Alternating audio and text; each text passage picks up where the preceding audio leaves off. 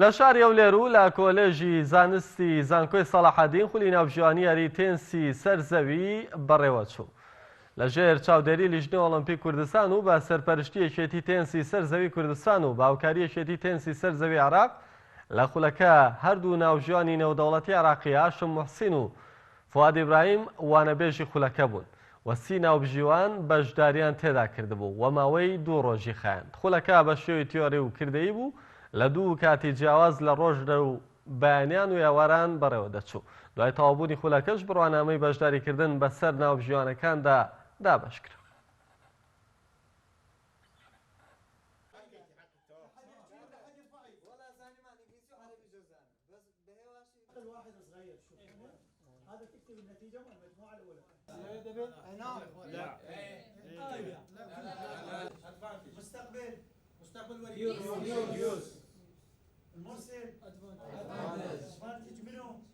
طبعا نبارك اتحاد كردستان بداية دورة تحكيمية.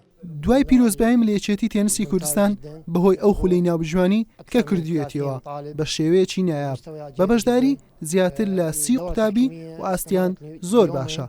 ئەم خولە 2 ڕۆژە بەردەوامە بە بەشداریەکی کراوە ئاستێکی بەرز. ئەمە پشتگیریەکە بۆ ناوبژوانانی کوردستان بەگشتی و بە تایبەتیش بۆ یەکێتی تێنسی عێراق.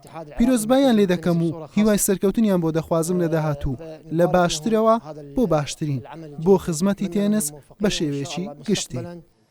من أفضل إلى أفضل خدمة للتنس بصورة عامة. ئەمە وەکو یەکێتی ناوی تێنسی کوردستان هەستین بەکردنەوەی خولێکی ناوبژیوانی وەکو دەزانن ئێستا تێنس لە کوردستان زۆر بەربڵاوە ژمارەی زۆر ناوبژیوانمان هەیە بەڵام بەداخەوە شایەدەی نێودەوڵەتیان نەبوو لەبەرەوە ئەومان باش زانیکەوە خولێکیان بۆ بکەینەوە.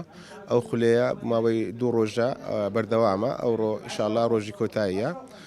جێگای خۆشحاڵیەکەوە 30 ناوبژیوان لە هەموو کوردستان بەشداری ئەم خولەی کردووە و هەردوو ڕەگەزی تێدایە هەم کچان و هەم کوڕان و ئینشاءالله ئەوڕۆ ئەم خولە تەواو دەبیتن بە هیوای ئەوەی نەکەوە ئەم ناوبژیوانە بتوانن شادەی پلەسێ وەربگرن کە ئەوەش یارمەتی دەریدیان دەبێت بۆ ئەوەی لە داهاتوودا بتوانن شادەی بەرزتر وەربگرن.